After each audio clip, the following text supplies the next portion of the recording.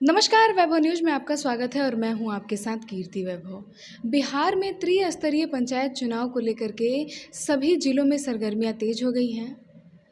ऐसे में हमारे बातचीत का सिलसिला जारी है और अभी हमारे साथ गोपालगंज जिले के फुलवरिया प्रखंड के गिद्धा पंचायत के मुखिया प्रत्याशी अकबर अंसारी जी मौजूद हैं।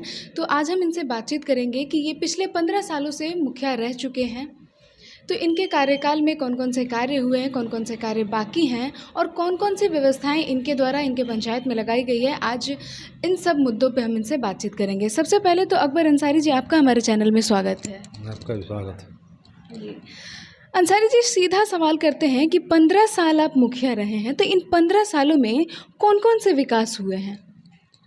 देखिए, हमारे पंचायत में इसे रोड तो बना है, रोड बनवाए हैं।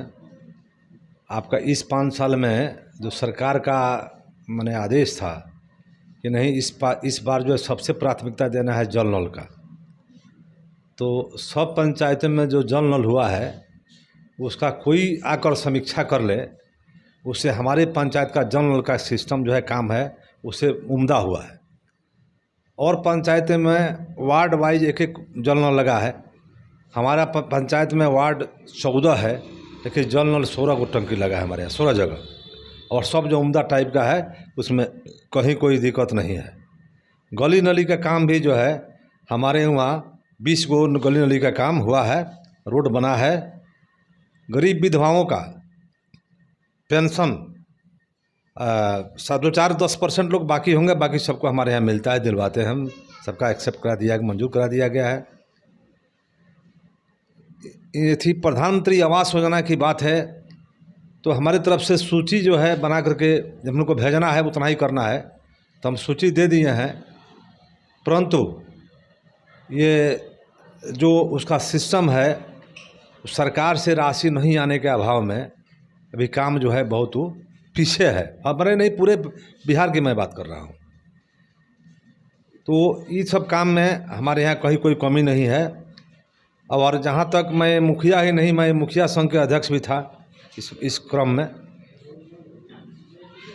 अब शिक्षा में चलिए, तो मैं शिक्षा में हमारा ये दावे के साथ मैं कर रहा हूँ कि पूरे ज़िला में जितना विद्यालय बना है उससे ज़्यादा विद्यालय हम बनवाए हैं। जैसे हम जब मुखिया बने तो हमारे यहाँ 3 गो जो है प्राथमिक विद्यालय था, अभी हम प्राथमिक विद्यालय 9 बनवा दिए। 3 गो जो पुराना प्राथमिक विद्यालय था उसको मिडिल स्कूल बनवा दिए, और 2 उसमें से उत्क्रमित करके हाई स्कूल बनवा दिए। जहाँ तक शिक्षकों की बात है, शिक्षकों की संख्या की, तो हमारे यहाँ हम 60 शिक्षकों का अपने यहाँ बहाली किया है, उतना शायद कोई नहीं किया होगा। यह मैं दावे के साथ कर रहा हूँ। तो ये सब मेरा काम है। मेरा योग्यता का जहाँ तक सवाल है, मैं शिक्षा से खुद जुड़ा हुआ हूँ। अब फर्स्ट प्रायोरिटी मेरा शिक्षा का है, चूँकि मैं फिजिक्स से एमएससी हूँ। मैं बाबा भूतनाथ कॉलेज में मैं अध्यापक रहा हूँ। अभी जो है इसी में 15 साल से मुखिया भी कर रहा हूँ। तो हमको मेन मकसद है कि सबसे बढ़ावा शिक्षा का हो, ताकि बच्चे जो बेकार हैं, रोड पर खेल रहे हैं, गलत रास्ते पर जा रहे हैं, यदि शिक्षा मिलेगी तो उन लोगों का विकास होगा, वे सही रास्ते पर आएंगे। यही सब मेरा काम है। अभी आपने अपनी शिक्षा का जिक्र किया, इससे पहले भी जब हम आपके बारे में जान रहे थे तो पता चला कि आप काफ़ी शिक्षित व्यक्ति हैं और आपका ध्यान जो है वो शिक्षा के प्रति ज़्यादा है। आपने बताया कि आपने मिडिल स्कूल बनवाया है, प्राइमरी स्कूल बनवाया है, हाई स्कूल भी बनवाया है। तो अब पंचायत में स्कूलों की तो कमी नहीं है, लेकिन मैं बात करती हूँ महिलाओं की, लड़कियों की, कि क्या लड़कियाँ उन स्कूलों में पढ़ने जा रही हैं? अभी जितनी भी लड़कियाँ हैं आपके पंचायत में, उनकी शिक्षा कैसी है? मैं तो उनके अभिभावकों से ये आग्रह करता हूँ कि आप लोग बच्चियों को विद्यालय भेजें। कहीं विद्यालय की कमी नहीं है। आपके गांव से बाहर नहीं जाना है। यदि एक टोला है, राजस्व विलेज हमारे यहाँ समझिए कि 6 है, 12 को हमारे यहाँ विद्यालय है, तो टोला में भी हम बनवा दिए कि तुमको बाहर नहीं जाना पड़े, तुम अपना जाकर मैं टोला में ही अपने विद्यालय में शिक्षा ग्रहण करो। वहाँ कोई कमी हो तो हमसे बताओ। मैं अभी आपको दावे के साथ बता रहा हूँ कि मैं गर्व के साथ नहीं, ये दावे के साथ कह रहा हूँ कि जितने लोग फुलोरिया ब्लॉक में माने मुखिया होंगे, चाहे होने वाले होंगे, हमारे योग्यता का कोई मुखिया जो है नहीं होगा। और काम के बारे में भी यदि हमारे पास शिक्षा नहीं होगा तो हम काम कहाँ से कर पाएंगे, हम काम कहाँ से लेंगे, काम को करने का सिस्टम कहाँ से आएगा। तो सरकार बना दी है नीति कि चुनाव कोई लड़ सकता है, चुनाव लोग लड़ रहे हैं, लेकिन काम करने का सिस्टम तो किसी के पास है ही नहीं। एक भाई मुखिया में है, मुखिया मेरे मुखिया काम तो कीजिए, मुखिया में रहिए। सबसे पहला जो है, आपसे हम एक बात बता रहे हैं, हमारे एक कॉलोनी है, बहुत इम्पोर्टेंट बात है। वहाँ जब हम पहले जाते थे ना तो वहाँ के देखते थे कि दिन भर लोग या तो शराब पी रहे हैं, नहीं तो जुआ खेल रहे हैं, ताश खेल रहे हैं। हमको बहुत बुरा लगा वो, हम कहे कि यहाँ शिक्षा की कमी है। हमारा सोच वहाँ से हुआ। और जब हम वहाँ विद्यालय पास करवाए, विद्यालय का हम जब स्थापना शुरू करवाए तो हमारे यहाँ पहले माननीय मंत्री थे राम सेवक सिंह जी, उन्होंने असेंबली क्वेश्चन कर दिया कि यहाँ जो है ऑलरेडी विद्यालय है या इस गांव में, तो फिर कॉलोनी बनवाने की क्या आवश्यकता है। तो हमने यही जवाब दिया कोर्ट में कि वो सब शरणार्थी है और हमारे बिहार के जो बिहारी बच्चे हैं उनके बच्चों को बैठने नहीं देते, विद्यालय में मारकर खदेड़ देते हैं, इसलिए हम बनवाए वहाँ पर। उसमें हमारा विजय हुआ हाई कोर्ट से, तो विद्यालय बना। तो हमारा तो शिक्षा से तो लगा हमारा है, इसमें कहीं कोई कमी नहीं है। फिर भी हम लोगों से ही कहते हैं कि भाई शिक्षा के क्षेत्र में माने कहीं कोई दिक्कत हो आप लोग हमसे निश्चित रूप से बताएं। अंसारी जी, आप काफ़ी शिक्षित व्यक्ति हैं और शिक्षा के प्रति आपका पूरा ध्यान रहता है, 110% आपका ध्यान रहता है। मैं आपसे एक बात जानना चाहूँगी, जैसे आपने कहा कि कोई भी मुखिया का चुनाव लड़ सकता है। जी बिल्कुल। वो तो कभी कभी ऐसा भी देखा जाता है कि एक ही पंचायत में बहुत सारे प्रत्याशी हो जाते हैं। कुछ लोग तो ऐसे हो जाते हैं जो विदेशों से आए होते हैं, ना वो समाज सेवी होते हैं, ना उनका जनता से कोई लेना देना होता है। जी, तो मतलब आखिर मुखिया पद में ऐसा है क्या कि मुखिया का चुनाव कोई भी लड़ने चला आता है? मुखिया पद जो होता है ना, जैसे परिवार में मुखिया होता है, परिवार का प्रथम व्यक्ति, वैसे पंचायत का प्रथम व्यक्ति मुखिया माना जाता है।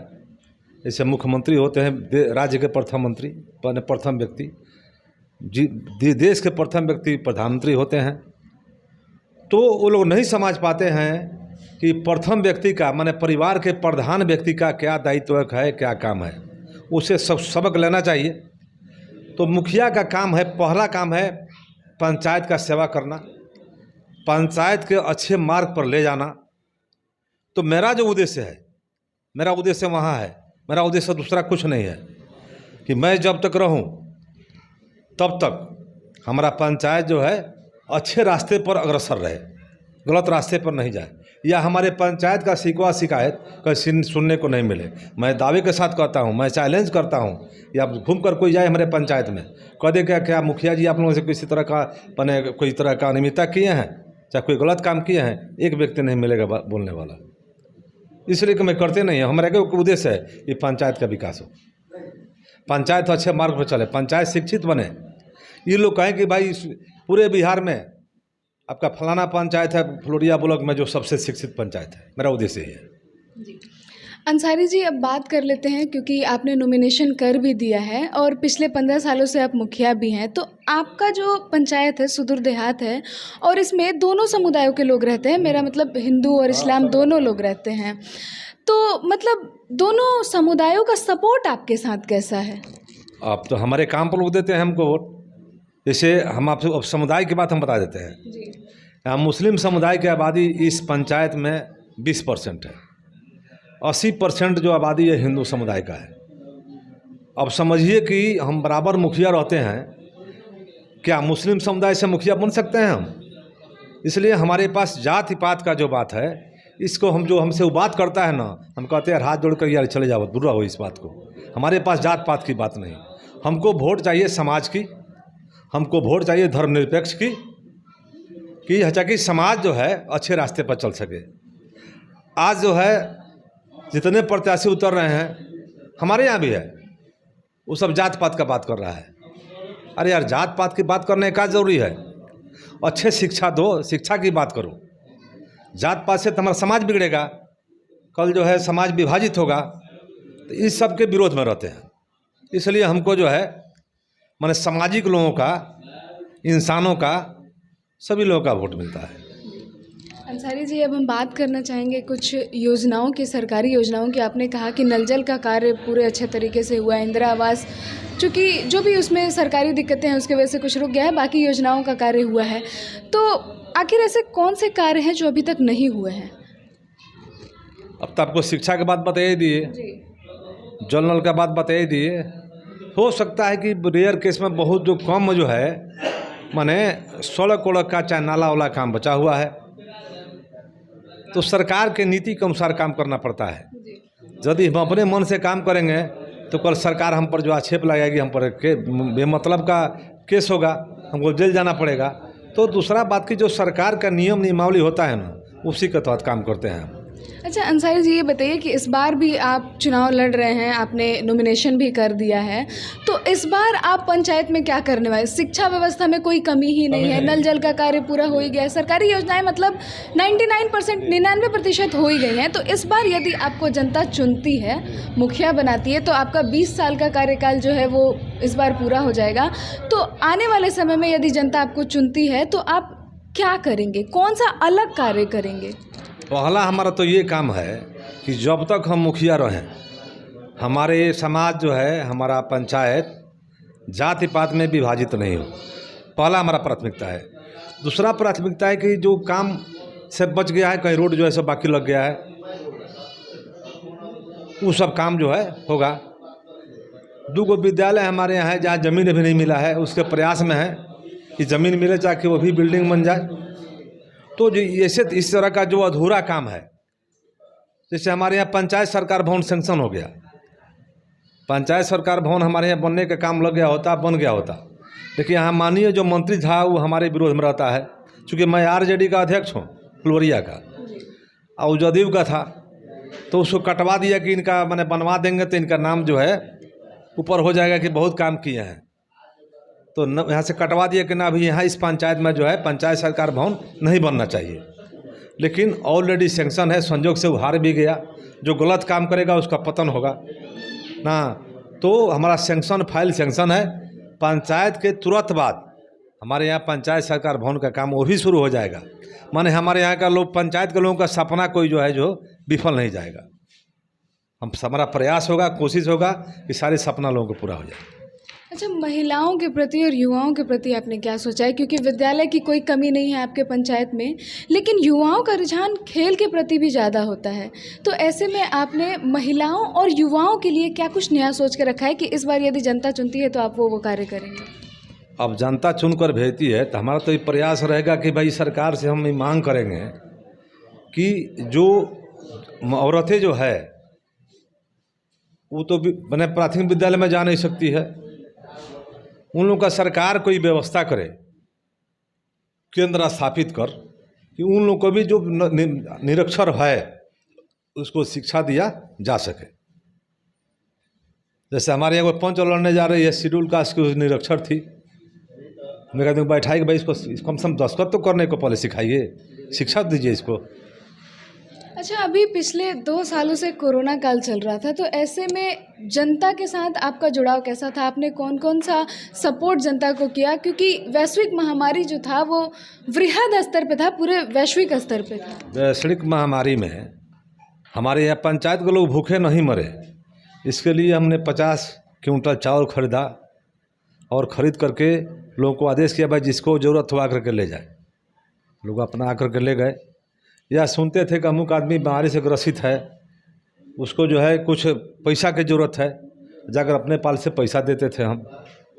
किसी गरीब के घर शादी ब्याह होता था, भाई तुम्हारे पास, कोई कहता था कि मुखिया जी हमारे पास ही कमी है, हमें कौन कमी है, तो हम बारात को नहीं खिला सकते हैं, कोई व्यवस्था कीजिए।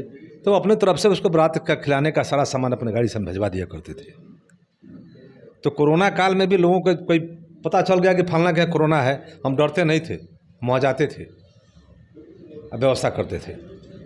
अंसारी जी, वैभव न्यूज़ चैनल के माध्यम से आप अपनी पंचायत की जनता से क्या अपील करना चाहेंगे? अपने पंचायत की जनता से ही अपील करना चाहेंगे कि भाई यदि अच्छा हम काम किए हों, हमारा काम अच्छा लगा हो, तो हमको आप लोग पुनः मुखिया बनाइए। हम ये बात कहते भी हैं। और यदि आप लोग के बीच हम काम अच्छा नहीं किए हैं, आप लोगों के साथ सद्व्यवहार नहीं किए हैं, दुर्व्यवहार किए हैं, तो आप लोग हमको रिजेक्ट कर दीजिए। तो ये थे गिदहा पंचायत के मुखिया प्रत्याशी अकबर अंसारी जी, जिनसे हमने बातचीत की। तमाम मुद्दों पे बातचीत हुई कि सरकारी योजनाओं की स्थिति कैसी है, शिक्षा व्यवस्था कैसी है, आने वाले समय में यदि जनता इनको चुनती है तो कौन कौन से कार्य करेंगे। अब देखना ये होगा कि कुछ ही दिनों में चुनाव होना है, तो चुनाव के बाद जनता का सपोर्ट अंसारी जी के साथ कैसा होता है।